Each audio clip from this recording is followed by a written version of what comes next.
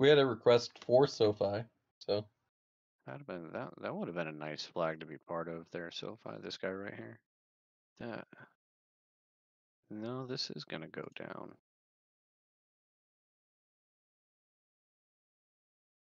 Oh no, I'm thinking here. It's not a double bottom, but it still has. This looks like a sideways thing. It wants to reverse, but still. All right. So what you've got these. You get big gains like this, and this is overarching, not just applies to the stock. Whenever you have consolidation of support after some kind of chaotic movement, right? This is what always gives us our little triangles. Consolidation of support, you have all of these EMAs, lower RSI, volume changes, all of that stuff is going to dictate where we'll have a point of breakout. And then when that happens, everything gets crazy again. Prices run, EMAs get spread out, support is super thin in between those, much lower volume. VRVP is a good example of that. You can see here the volume by price point is super thin, but then you get these consolidation blocks. So now we're tightening up in that. It tried to reverse here, but didn't have the volume to support it. So you end up with a bear flag, a bearish ascending channel that you got to reverse out of. So now it's trying to recover again. The problem is it's doing that where there's super thin volume. There's very little support in this space. If you end up failing here, there's potential for a severe drop down into the $6 range. This is what it recovered on this recent bounce. This volume block where much higher sales occurred, transactions. This is where you draw that support from. And then you get your magic geometry where it all just lines up. So it recovered here. But what's going to happen is as you have this same confluence of EMAs, this tightening of support, like you did back here, is it's going to get rejected when it gets there.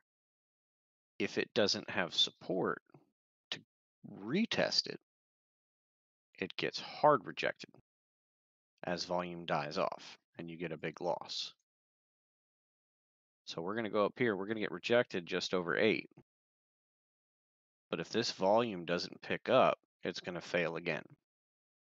They'll attempt a recovery at 744, but if you get another failure here, where this recovery point doesn't support it, you no longer have anyone buying at this price point. You have used up all of the buying interest at that level. So you're going to fall. It'll be brief. You can see these big spikes here, they don't last long. So there'll be good buying opportunity there. But there is potential for a failure down to back out to a longer timeline. So get a better feel for that. There's your recovery, right? So there's a potential failure to 610 if you break below this support point. But barring that, what I think will happen is you're probably going to get some chunky sideways movement in this range until volume changes. You see RSI is kind of in the middle, a little undecided. Volume support's in the middle, it's undecided. Support on your EMAs, you have no really definitive support or rejection points there. It's all just kind of this mediocre spread. So until one of those conditions changes, we're going to kind of ping around in this space here between 744, 815-ish. So whatever your catalyst is, if it's depending on a headline or I don't know that it'll make it to the end. Maybe it does make it to the end of October, a month of pinging, and then earnings will change that. What'll likely happen is you'll probably get that usual pre-earnings hype, good buying, and then a sell-off right before earnings. It'll break this sideways movement. That channel will break. So depending on which direction it goes, then you have your breakout.